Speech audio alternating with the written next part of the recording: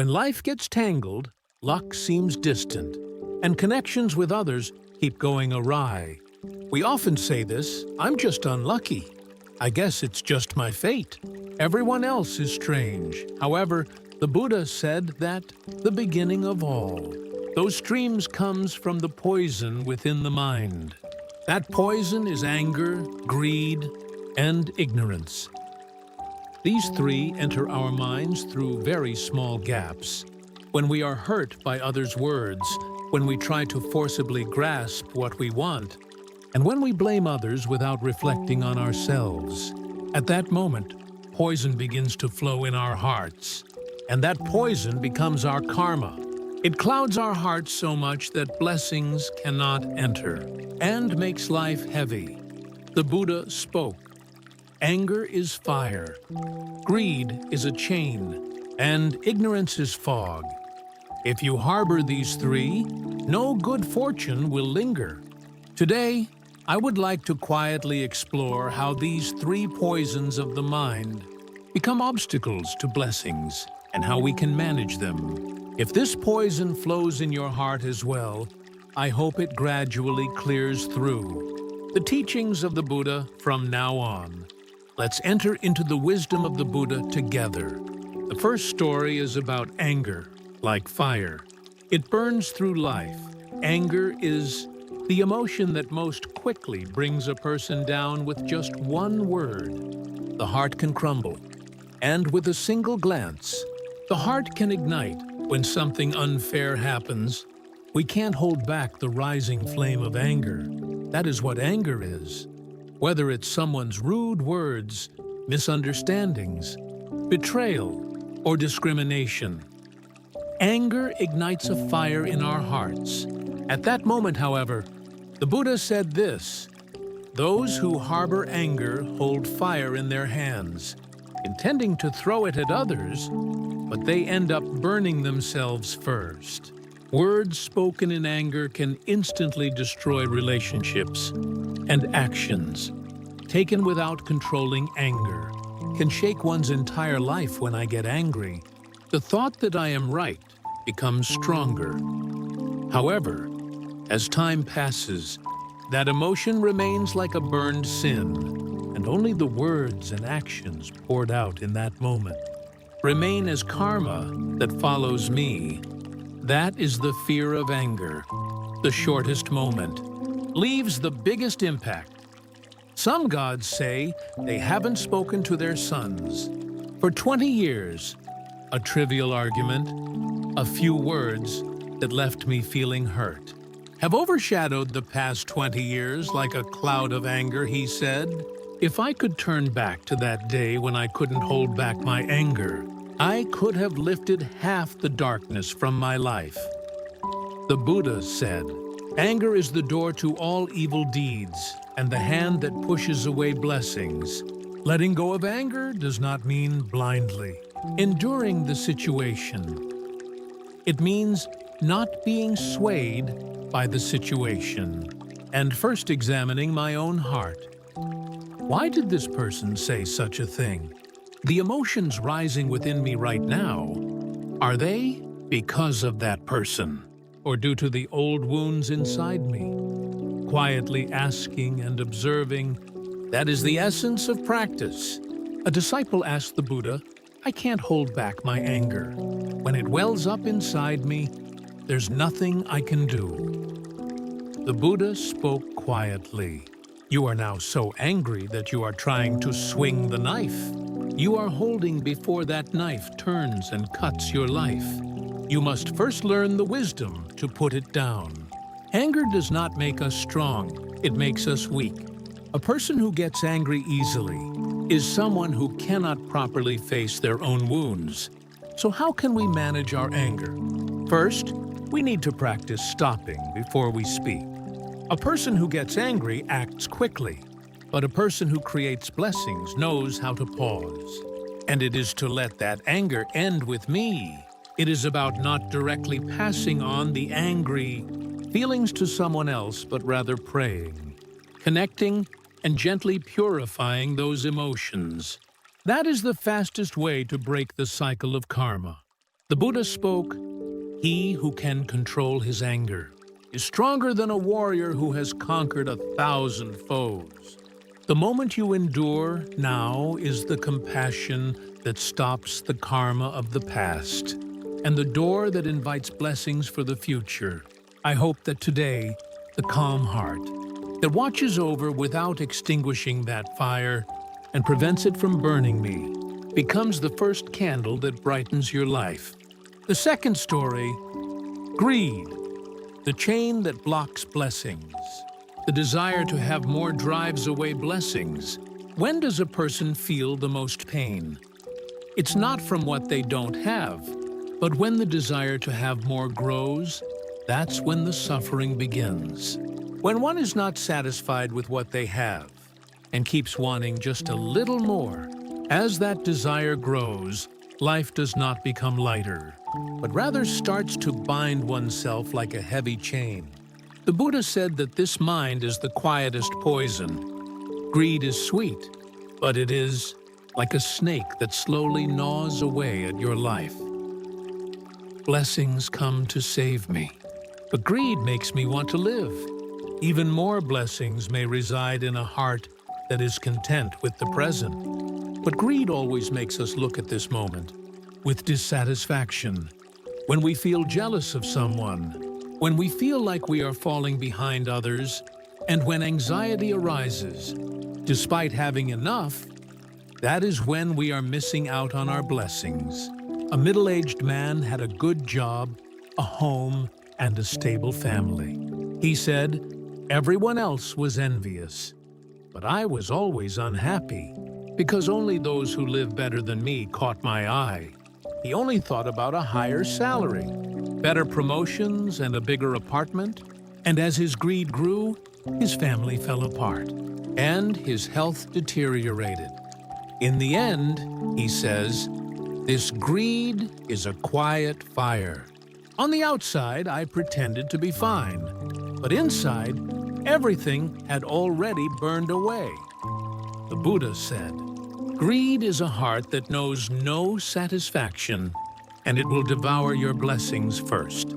For blessings to come in, there must be an empty space in your heart. That empty space is not a lack, but rather a sense of abundance. A heart that can be grateful for what I already have, rather than focusing on what I must have, is where blessings reside." Cutting off greed does not mean abandoning the secular world entirely. However, even when pursuing what I want, it is important to practice, keeping my heart patient, ensuring that the process does not trample on others, and that my desires do not harm myself. That's how to turn greed into practice. It's not about giving up what I want in life. Rather, the moment that desire becomes greed, and the moment that heart creates karma, that awareness is the heart of a practitioner. Blessings bloom within that awareness. When does blessing come? When I no longer compare myself to others, when I can humbly bow my head to what I have now, and when gratitude can take root in my heart, that is when blessings return. The Buddha said greed cannot be satisfied, so only the one who is drenched in rain will find peace. I hope that in this very moment, one greed settles in your heart, and one gratitude grows. The third story, ignorance, the deep karma that arises from not seeing oneself. Ignorance is not easily noticeable. Anger is like fire, and greed approaches as the shadow of desire. But ignorance silently envelops the heart and unknowingly blurs the direction of life.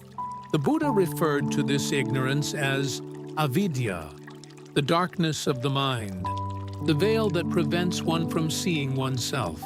And this ignorance is said to be the beginning of all karma. Foolishness leads one to walk a path without realizing they are doing wrong. While creating karma, it makes one blame others instead of blaming oneself. It prevents us from deeply examining why luck doesn't come, why life feels stagnant, and why our hearts always feel empty. A mind trapped in foolishness repeats its mistakes like a habit. While blaming others, circumstances, or fate, we often fail to reflect on our own hearts, don't we? One day, the Buddha asked his disciple, "What do you look at when your heart is troubled?" The disciple answered, "I blame others, resent the world, and lament my fate." The Buddha spoke quietly. That is ignorance itself. Not being able to see one's own mind and always looking outward is the deepest form of foolishness. Foolishness prevents me from seeing myself. It makes it impossible to understand oneself and always leads to seeking reasons from the outside. When we only look for the reasons for our misfortunes in others and fail to find the causes within our own hearts, we are already deep in our own karma. Hansindo said this, "I have always lived sincerely and have never harmed anyone. So why is it so difficult for me?" He saw the problems of others as his entire life. But after a long time of listening to teachings and starting to reflect on his heart, he said, "I didn't know my own heart. I always felt unfairly treated. But the truth is, I was constantly comparing myself to others." Both greed and anger stemmed from that realization slowly began to change. His life, the words became quiet. A softness appeared in the expression, and rather than wishing for blessings, a perspective that sees life as it is emerged, he said, "I don't think I was without blessings, rather. I just couldn't recognize them, even when they were visible." Removing foolishness does not mean learning and knowing more. It is about cultivating the strength to honestly look at your heart as it is, and the ability to examine that. Heart is the wisdom that melts the deepest karmic obstacles. The Buddha said, "Those whose eyes are darkened cannot see blessings even when they come, nor do they realize when blessings depart." If one does not illuminate their ignorance, their entire life will merely drift in a futile shadow. At this moment, where is my heart directed? Who am I blaming? What am I holding on to and suffering over? Quietly examining that is the first light that melts away foolishness. From now on, we need to turn inward instead of looking outward. We must quietly examine why my heart shakes. When anger arises, what makes me feel hungry when greed grows? And what ignorance resides in the patterns of pain? I am repeating now that examination is wisdom, and that wisdom opens the path where blessings dwell. Now we have seen three poisons. Anger burns away blessings, greed closes the door to blessings, and foolishness makes it so that you may not even realize. Blessings have come. From now on, it is time to practice. Emptying your heart calmly without harboring that poison. At that time, the flow of blessings that was blocked will slowly begin to return to your side. In the fourth story, we have seen the path of purifying the mind. To dissolve the three poisons and erase our karmic obstacles, the more we get angry, harbor greed, and repeat foolishness, the further away blessings become, and the thicker our karmic obstacles grow. So how can we remove those obstacles now? And how can we purify the three poisons? The Buddha has always clearly taught us that method: stopping evil, doing good, and purifying. The mind is the essence of practice, the path to melting away.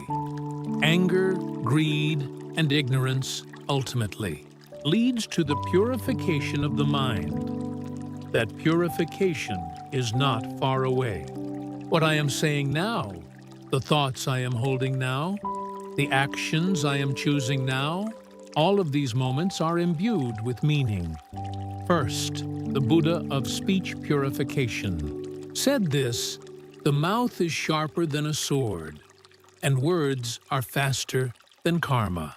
What you say will surely come back to you. words that spill out in anger, words mixed with greed, that stem from desire, and words of blame that arise from foolishness. All of these words ultimately return to me, having a moment of silence once a day, asking whether this word brings blessings before speaking it. Asking this is the practice of speaking words that erase karma.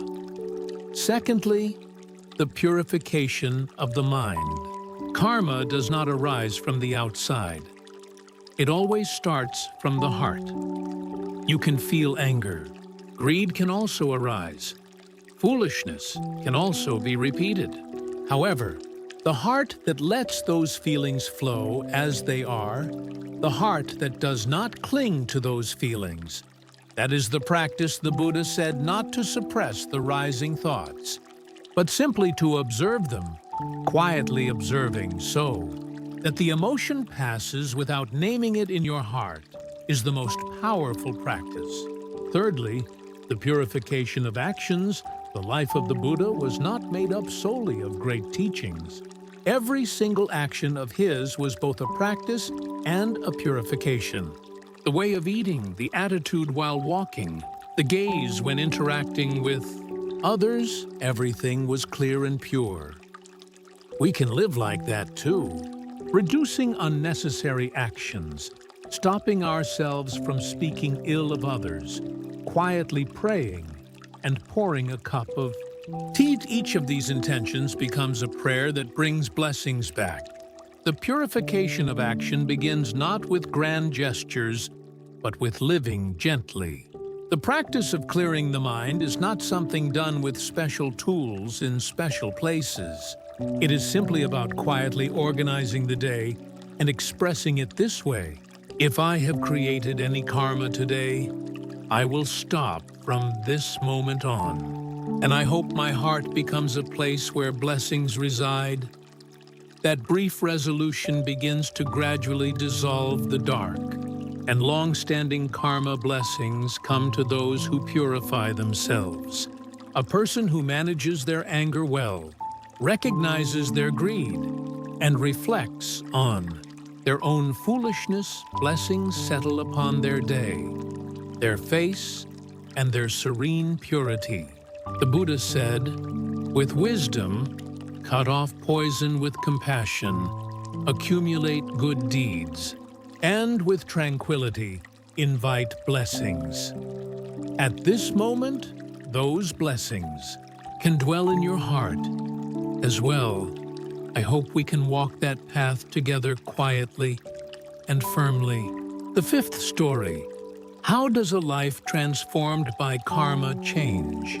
When the quiet miracles begin to melt away, life doesn't suddenly shine, but it starts to change little by little in a very small and quiet way.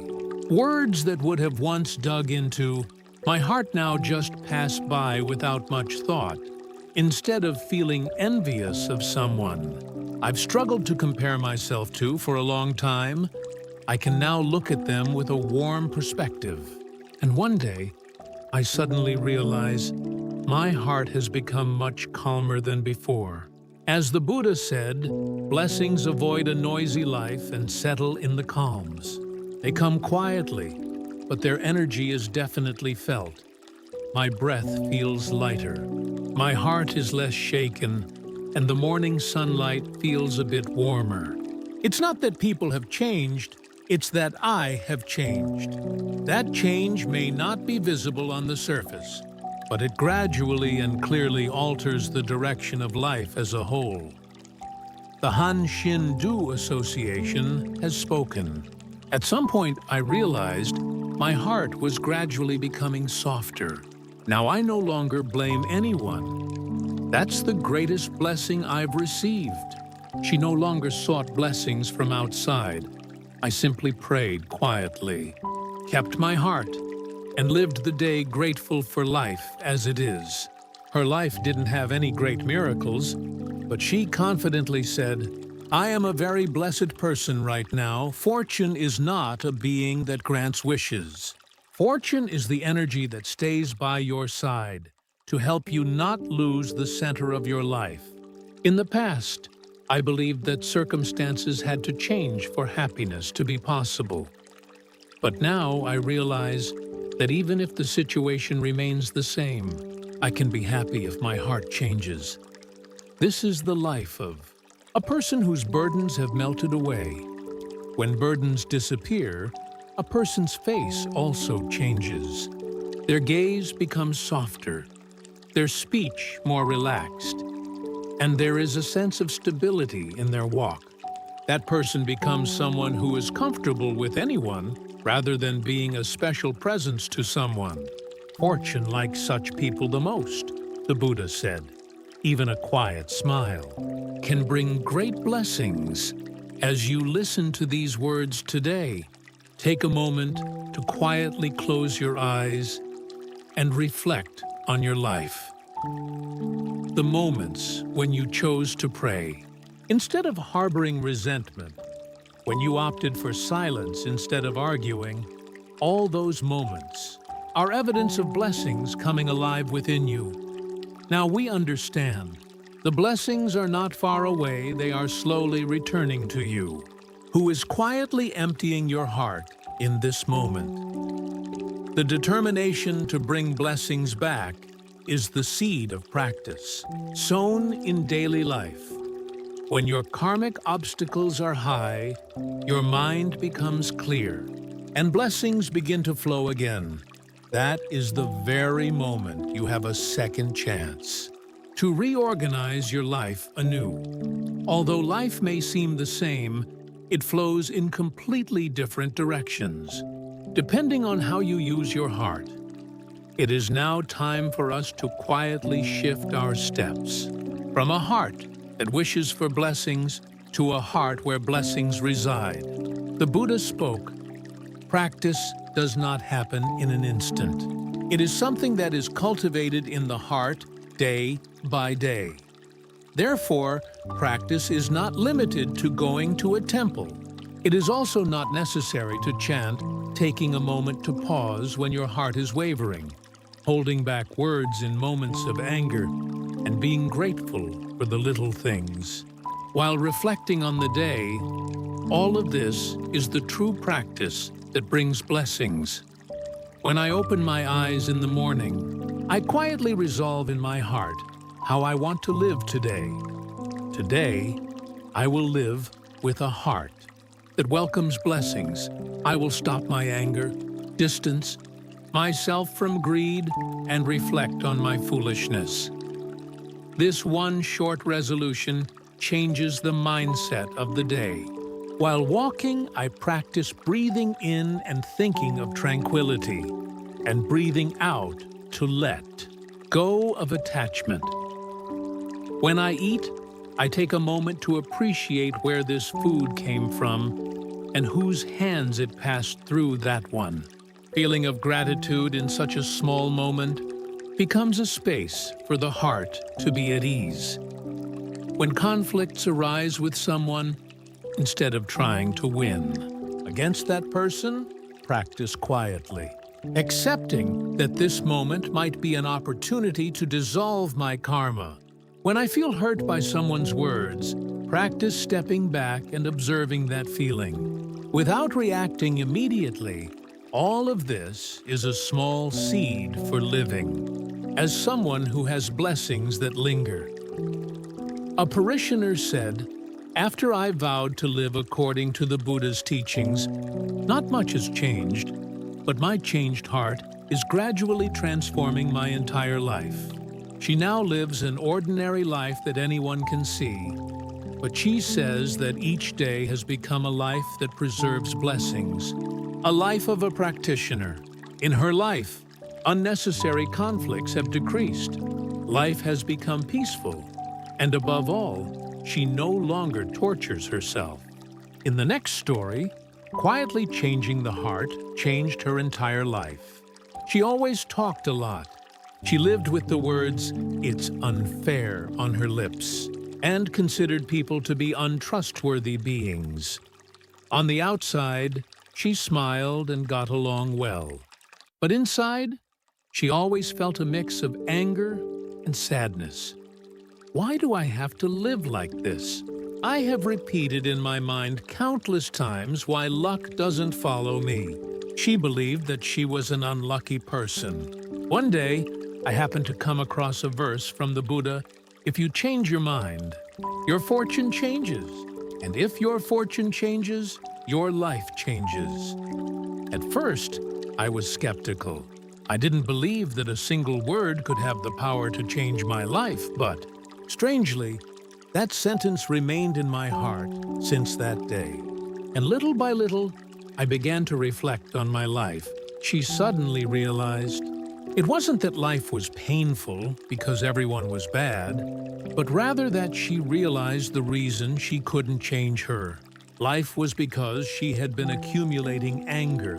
She had a habit of dwelling on even the slightest disappointment, getting hurt by a single word, and deeply engraving that hurt within herself. Only then did she understand that all of this was a karmic burden that obscured her blessings. From that day on, she began practicing not to endure, but to let go. Even when someone said something hurtful, she quietly took a breath to ensure that the words didn't penetrate her heart, reminding herself softly that she would not be swayed. When I was disappointed by someone, I practiced letting it go in my heart by thinking that it could happen. And every day I told myself this: today I am melting away my karma. I am clearing my mind so that blessings can stay with me. Several months have passed. People say that her face has become more relaxed these days, and her words have become much softer, and said, but she replied like this: what has changed is not my tone or my face. I have come to not hate anyone anymore. That's the biggest change. She says that although she no longer has any special successes or tremendous changes, she considers her life to be a blessed one. Blessings don't come from having a lot, as my heart became calm. What I have became precious, and people started to look warm. She still says a short prayer every morning. Today, I will not hold a knife to my heart. I will cleanse my heart to dissolve my grievances. I will become a person who can let blessings rest. That prayer changed her face, her words, and the entire direction of her life. Blessings quietly come back in that way. Without anyone knowing, my heart changes first, and blessings slowly settle upon that heart. The Buddha said that this is precisely the path that a practitioner walks. The seventh story: a person who keeps blessings and does not lose. The tranquility of their heart still leads a busy life. People are still sensitive, and the words that test me pass by me. Today, as they always do. But now we know, if I can keep my heart calm in all those moments, then blessings will not leave. Blessings favor a tranquil heart, a person who can embrace their own heart warmly without being swayed by emotions, stays by that person's side for a long time. After this moment, you are no longer someone who begs for blessings. You have become someone who can offer a place for blessings to rest. A life that knows how to be grateful for what it has without wanting more, and can convey sincerity with quiet words instead of speaking loudly, is the mark of a blessed person. The Buddha said, "Those who soothe the heart, soothe the world." Now we must become people who can master our hearts. I must stop my anger, let go of greed, and gradually erase the burdens of my heart with the wisdom that reflects my foolishness. And at the end of the day, please whisper to yourself, "Today, I lived a life that protects blessings. I did not hate anyone. I did not push myself too hard. And I put my heart into even the smallest words that quiet determination plants. Blessings within you. Blessings are not far away. Right now, that determination has already begun to reside in your heart. I pray that the Buddha's compassion is always with you, who has quietly protected your heart today. Blessings return only when the relationship with oneself becomes clear. If resentment, blame, and comparison are decreasing in my heart right now, then blessings have already entered within. Now you know blessings do not come from outside, but reside in the way our hearts remain. In every moment, we choose how to use that heart, how to speak, and how to pause. We are planting blessings. As I conclude this video, I want to share this message. Fortune seeps into a heart that knows how to wait, rather than chase after it. If you have a sentence that touched your heart the most, or a word that lingered the longest, please share it in the comments. Your one line could become a light that brings fortune to someone else. Today, I send my deep respect and warm prayers to you, who quietly gathers your thoughts and protects yourself. I hope your day shines quietly. I pray that the Buddha's compassion is always with you. Namu Amitabul, Kwanse Eum Bosel. It was the wisdom of moonlight.